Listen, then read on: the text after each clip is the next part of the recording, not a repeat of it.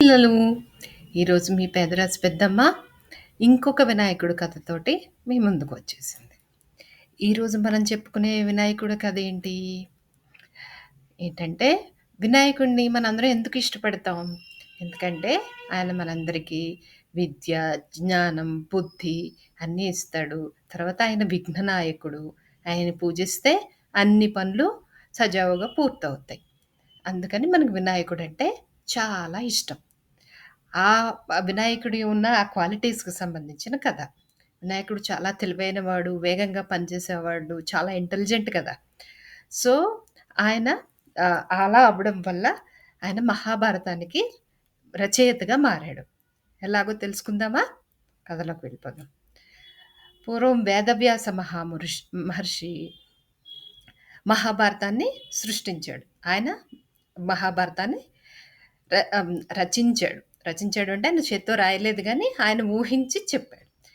కానీ ఆయన అంత మహాభారతాన్ని ఊహించాడు గానీ, దాన్ని ఫిజికల్‌గా రాయడానికి ఆయన ఊహిస్తూ చెప్తున్నప్పుడు, కాంప్లికేటెడ్ పద్యాలన్నీ చెప్తున్నప్పుడు, అది వెంటనే రాయడానికి ఆయనకి ఎవరైనా ఒక తెలివైన స్పీడ్‌గా రాసే వ్యక్తి అవసరమైంది.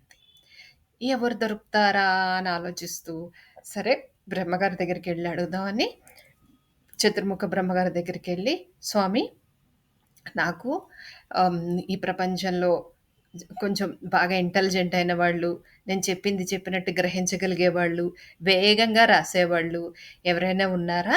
నాకు వాళ్ళతో అవసరం ఉంది అని అడిగాడు. అలా అని చెప్పగానే బ్రహ్మగారు ఏమన్నారంటే, "నువ్వు చెప్పిన క్వాలిటీస్ అన్నీ ఉన్నవాడు వినాయకుడు. ఆయన నువ్వు వెళ్ళి ఆయన్ని పిలిస్తే, అర్థిస్తే డెఫినెట్‌గా నీకు సహాయం చేస్తాడు. వెళ్లి అడుగు" అన్నాడు. అనగానే అప్పుడు వ్యాసమహాముని అన్నాడు, "గణపతినా? ఆయన చిన్నవాడు కదా! మరీ అంటే మరీ పెద్దవాడు కాదు. అంత పెద్ద పనిని చేయగలడా?" అన్నాడు. అప్పుడు బ్రహ్మగారు నవ్వి, "ఆయన చిన్నవాడు అనుకోవద్దు. మీ ప్రపంచంలో ఆయనే అందరికంటే తెలివైనవాడు. ఇంకా నీ శ్వాస కంటే వేగంగా రాసేస్తాడాయన. నువ్వు చెప్పేదానికంటే ఆయన వేగంగా రాసేదే ఎక్కువుంటుంది. అందుకని ఆయన్నే తగిన వ్యక్తి వెళ్లి అడుగు" అన్నాడు. సరే బ్రహ్మగారు ఇంతలా చెప్పారు కదా అని వినాయకుడి దగ్గరికి వెళ్ళి వ్యాసుడు తన కోరికను చెప్పాడు. చెప్పగానే వినాయకుడు వెంటనే ఒప్పుకున్నాడు. ఒప్పుకొని మళ్ళీ ఏమన్నాడు, "డెఫినెట్‌గా రాస్తాను. నువ్వు అడిగావు కాబట్టి నేను మహాభారతాన్ని రాస్తాను. కానీ నా షరతేంటంటే, నేను మధ్యలో ఆగిపోవడం ఇష్టం ఉండదు నాకు. నువ్వు ఆలోచించుకుంటూ నెక్స్ట్ స్టోరీ ఏంటి అని ఆలోచించుకుంటూ మధ్య మధ్యలో ఆగితే నాకు చాలా బోర్ కొడుతుంది. అందుకని నువ్వు ఆపకుండా చెప్పేటట్టయితే నువ్వు చెప్పిన కథని నేను రాస్తాను" అన్నాడు.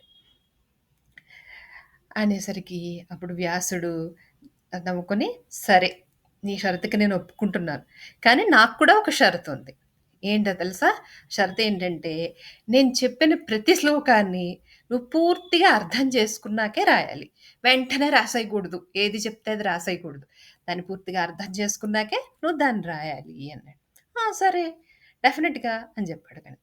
సరే అని చెప్పి వాళ్ళిద్దరూ కలిసి వ్యాసుడు, వినాయకుడు కలిసి పురాణ కావ్యాన్ని, మహాభారతాన్ని మొదలుపెట్టారు. మొదలుపెట్టి వ్యాసుడు చెప్పడం మొదలుపెట్టాడు. చెప్పడం మొదలుపెట్టి ఒక్కొక్కటి చెప్తున్నాడు. వినాయకుడికి పద్యాన్ని ఒకదాని తర్వాత ఒకటి చెప్తున్నాడు. వినాయకుడు వేగంగా రాసేస్తున్నాడు. రాసేస్తుంటే ఈయన ఊహించి చెప్తున్నాడు గదా! ఈయనకి అప్పుడప్పుడు ఇలా కాదు, అలా అయితే ఎలా బావుంటుందని టైం కావాల్సొచ్చిందనుకో, అప్పుడు వ్యాసుడు తెలివిగా ఏం చేస్తున్నాడు, చాలా కష్టమైన విషయాల గురించిన పద్యం ఒకటి చెప్తున్నాడు. చెప్పగానే అప్పుడు వినాయకుడు అర్థం చేసుకొని రాయాలి కదా అది. అందుకని దాన్ని కొంచెం సేపు ఏం చెప్పారు ఈయన అని ఒక క్షణం ఆలోచించి, అర్థం చేసుకొని రాసేసరికి వ్యాసుడికి టైం దొరుకుతోంది. ఇంకొంచెం నెక్స్ట్ పద్యం ఊహించుకోవడానికి. అలా వాళ్ళిద్దరూ ఒకళ్ళతో ఒకళ్ళు పోటీ పడుతూ, ఆయన అర్థం చేసుకుంటూ వేగంగా రాస్తూ ఉంటే, ఆయన ఆయన పాండిత్యాన్ని ప్రదర్శించి ఇంకా కాంప్లికేటెడ్ విషయాలున్న పద్యాలు చెప్తూ, అట్లా మహాభారతాన్ని పోటాపోటీగా ఆయన ఊహిస్తున్నాడు, చెప్తున్నాడు, ఈయన రాసేస్తున్నాడు. ఇలా జరుగుతూ ఉంటే హఠాత్తుగా మధ్యలో ఏమైంది, వినాయకుడు రాస్తున్న ఘంటం విరిగిపోయింది.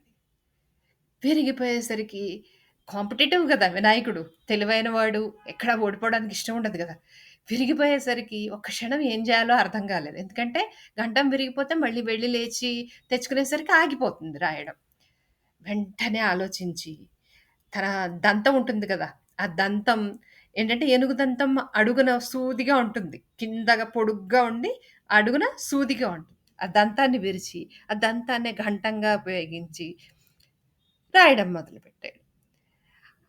దాంతోటి అప్పుడు వ్యాసుడది చూసి, "ఓహ్! నువ్వు చాలా తెలివైన వాడివి, చాలా సమర్థుడివి. నువ్వు నాకు చాలా నచ్చావు. నువ్వు నీ దంతాన్ని తీసి రాసావు. విరుచుకున్నావు గాబట్టి నీకింకిప్పుడు ఒకటే దంతం ఉంది గాబట్టి ఇప్పటి నుంచి నిన్నందరూ ఏకదంతుడు అని పిలుస్తారు. కాదు. జగత్తులో అందరూ నిన్ను మొదట పూజిస్తారు.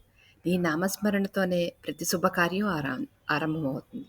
నీ శక్తితో రాయబడిన ఈ మహాగ్రంథం యుగయుగాల పాటు ప్రపంచానికి జ్ఞానాన్ని అందిస్తుంది.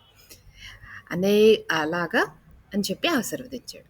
అలా అనేక సంవత్సరాలు నిరంతర కృషి తర్వాత వ్యాసుడు చెప్పగా గణపయ్య రాసిన మహాభారతం పూర్తిగా సిద్ధమైంది.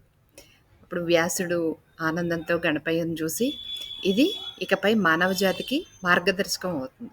ప్రతి కాలంలో ప్రతి తరం ఈ మహాభారతాన్ని చదివి జీవిత సత్యాలను తెలుసుకుంటుంది. ధర్మం నిలిచేంత వరకు ఈ గ్రంథం నిలుస్తుంది అని చెప్పాడు. గణపయ్య జ్ఞానం, ఫోకస్, వేగం ఇవన్నీ కూడా క్రియేటివిటీ, ప్రాబ్లమ్స్ వచ్చినప్పుడు దాన్ని వెంటనే ఎలా పరిష్కరించుకున్నాడు, ఇవన్నీ చదువుకునే వాళ్ళకి గానీ, పెద్దవాళ్ళకి గానీ అందరికీ అవసరమైనవే. కాబట్టి ముఖ్యంగా మనం వినాయక చవితి సందర్భంలో ఈ కథను చెప్పుకొని, మనం శాంతంగా, బుద్ధితోటి, పట్టుదలతోటి ఏదైనా కష్టాలొచ్చినప్పుడు ఎదుర్కోవాలి. మనం అలా చేస్తే మనకి పెద్ద పెద్ద విజయాలు పాసిబుల్ అవుతాయి. సరేనా? ఇంకొక మంచి కథతోటి మళ్ళీ కలుసుకుందాం. అప్పటి వరకు బాయ్.